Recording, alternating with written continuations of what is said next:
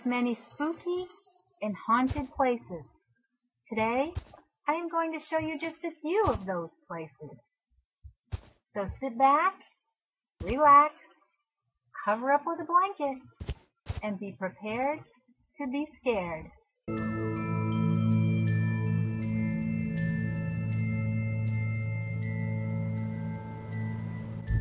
Mackworth Island is a small, heavily wooded island off the coast of Maine. It is approximately 100 acres in size and is connected to the mainland by a causeway. In 1631, the island was given to Arthur Mackworth, and it has retained the name.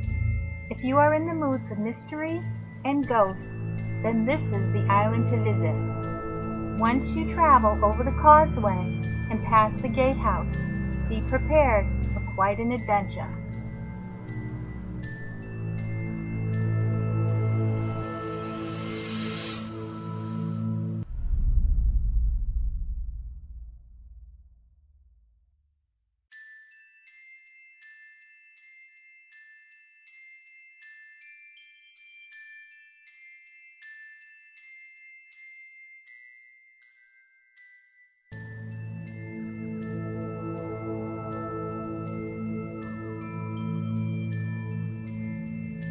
The island has a pet cemetery, and it has been told that the phantom animals roam the walking paths at night. The headstones are protected by a very old, moss-covered circle of stone. Stephen King, the famous horror author, visited this pet cemetery to give him inspiration for a novel and then motion picture called Pet Sematary. Most of the dogs buried in the cemetery are Irish setters.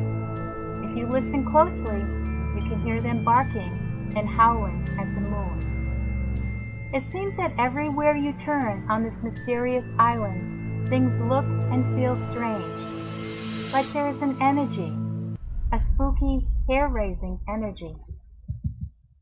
There are 2 trees on the island that are believed to be haunted. If you look closely at the first tree, you can see faces amongst the moss and branches wildly growing out of the bark. As I stood there, taking these shots, I could feel the eyes upon me, staring at me, like they didn't want me there shooting this film. The second tree was much older. It has since blown down during a northeastern storm. It was 9 feet of haunted, scary mass. The faces that were on the bark of this tree looked as if they were being tormented. The television program Unsolved Mysteries featured this tree on their program, and they too were astonished by the agonizing faces in the tree. How did they get there? Were they carvings from Indians long ago? Or were they put there by ghosts who had been tormented? We will never know. As I walked further down the leaf and stick-covered path, I happened to glance to my left and saw all of these strange piles on the ground. There were sticks leaning on other sticks, small caves made from green and leaning branches. Piles of rocks were everywhere, but they were organized. What made all of these? The floor of the forest was covered in them. They were big and they were small. What did they mean? Why were they there? This to me was the scariest part of the whole adventure. Once again, I felt like someone or something was watching me. The hairs on the back of my neck stood up, and I got a cold chill down my spine. I know I had to finish up and get out of there.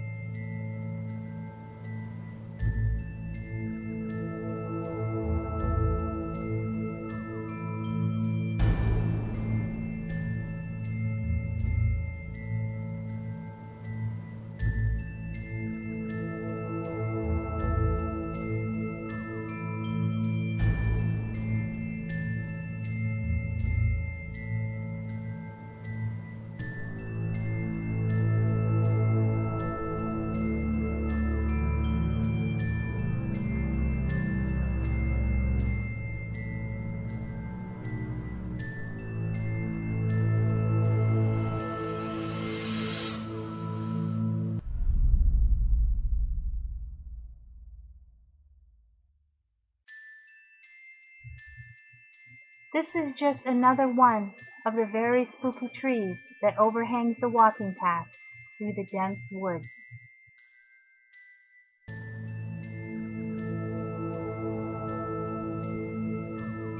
Is this the only thing that dares to venture in the woods of Mackworth Island?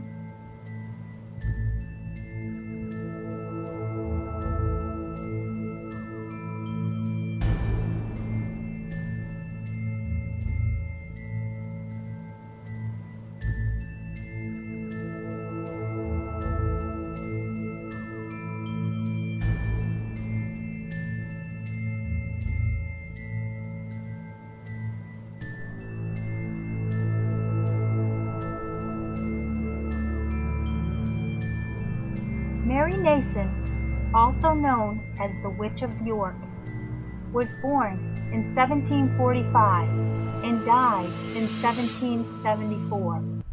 She is buried in a very small cemetery located in Maine. Local legend has it that her grave is haunted. Mary was an herbalist. Her abilities to conjure up healing remedies and her work with plants exasperated the belief that she practiced witchcraft. Some claim that she was a skilled exorcist and that she cleaned haunted houses. When she died, her loving husband placed a beautiful headstone and footstone at her grave.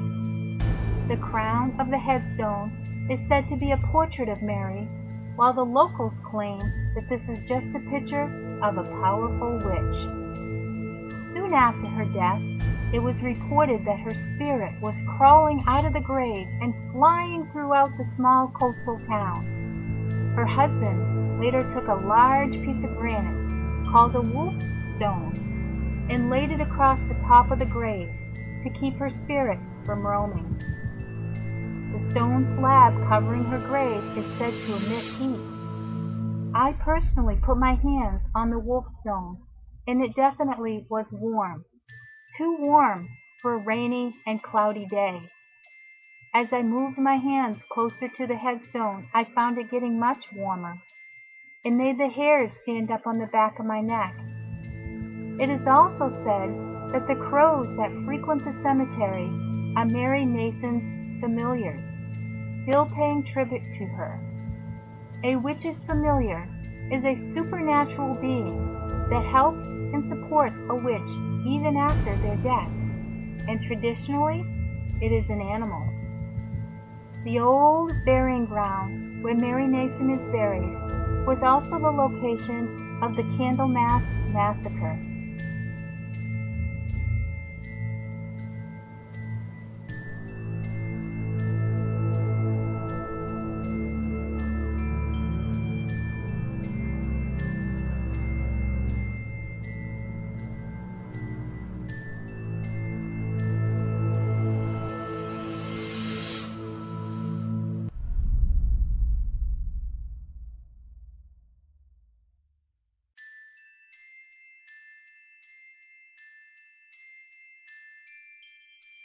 This massacre took place in early 1692 when an estimated 150 Abenaki Indians, commanded by officers of New France, entered the town. The Abenakis killed or captured over 350 villagers from York and burned the village to the ground. Most of the prisoners died on their forced trek to Canada, where they were to be held as bargaining chips with the French.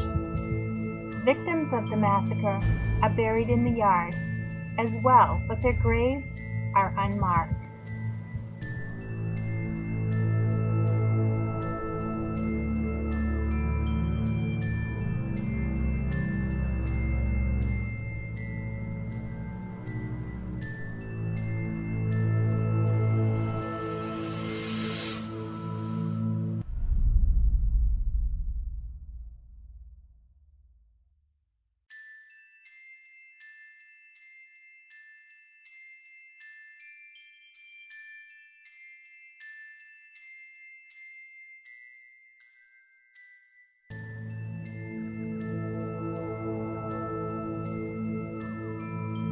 The Saco River is one of Maine's largest waterways.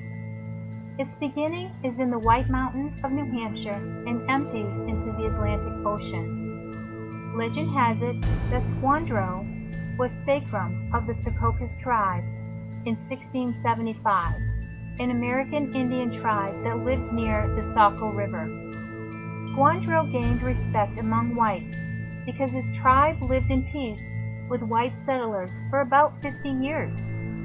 Legend dictates that Squandro returned a white girl who had been captured in a previous raid and reared by his tribe.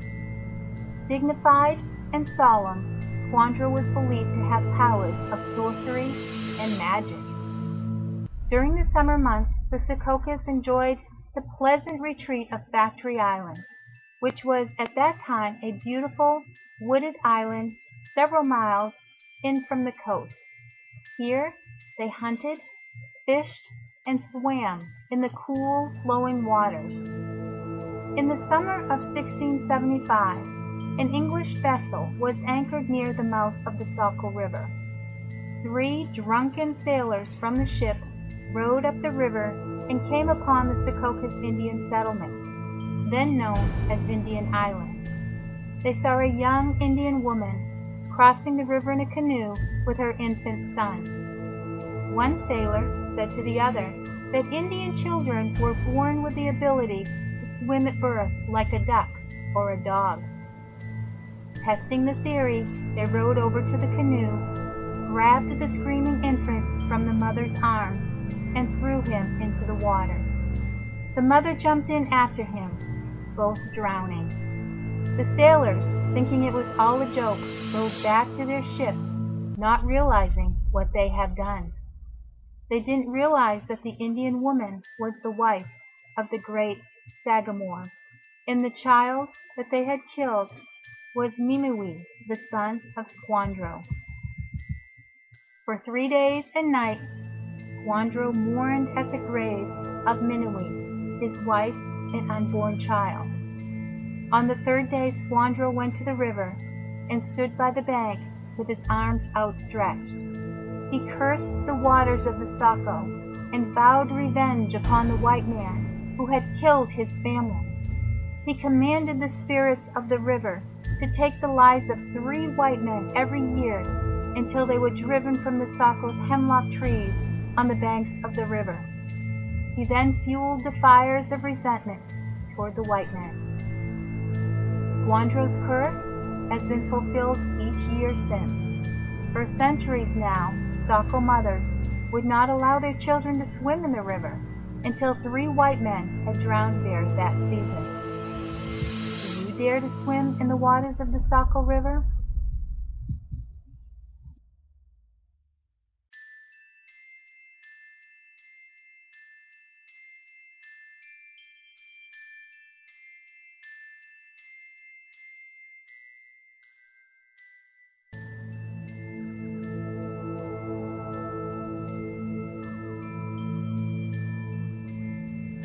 Reverend Burroughs was the minister at the Wells, Maine meeting house. He was held in high regard in Wells as an Indian fighter and a hero for leading the successful defense of the village garrison during a recent Indian attack. Burroughs also had been a minister in Salem, Massachusetts, where he had made a lot of enemies.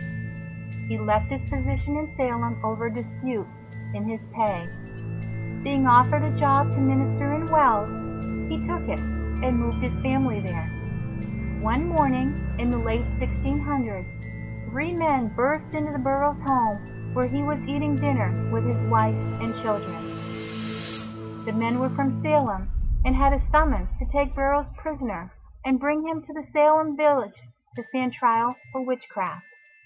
The 3 men did a quick inspection of the Reverend's home and found that it was infested with toads, a sure sign, they thought, of a witch. The evidence against the Reverend came from several confessed witches who claimed that he was their head sorcerer, that he had supernatural powers and physical ability. One accuser claimed that she had seen him lift a barrel of molasses over his head by merely inserting 2 fingers into it, and that he had been seen running faster than the speed of a horse. George Burroughs was a man of small stature, and was so sure that these stories would not be believed, and was so certain of his innocence, that he went willingly, and also told the men of a shorter way to get back to Salem, through the backwoods of Wells. The 3 men agreed, and on horseback they began their trip back to Massachusetts. During their travels, a severe thunderstorm broke out. The story goes that Reverend George Burroughs had cast a spell upon them. The horses seemed to fly through the air, and the bolts of lightning were a blue color. Beams of white light gleamed around Burroughs' head as he led them onward through the woods. The 3 men were very frightened as they continued to ride their horses up and down the steep hills, while the storm swirled all around them. Large trees with overhanging branches were waving wildly in the severe wind. The men from Salem believed they were in the company of a very powerful witch, and the storm was his work. This path through the backwoods of Maine is known as Witchtrot Road. Once back in Salem, Reverend George Burroughs was tried and found guilty of witchcraft. As he stood on the gallows waiting for the noose to be placed around his neck, he recited the Lord's Prayer completely and perfectly, which, if he was a servant of the devil, he would not be able to do. This execution was almost halted for that reason, but a man named Cotton Mather rode up on his horse and reminded the people witnessing the hanging that the devil too could masquerade as an angel. He was hanged in August of 1692, the only minister ever accused, tried, and convicted in the Salem witch trials as a wizard. On a dark, stormy night, the local residents of the small town in Maine have reported seeing the 3 men and George Burroughs riding wildly down the trail of Witchtrot. Would you dare to walk down Witchtrot on a dark, stormy night?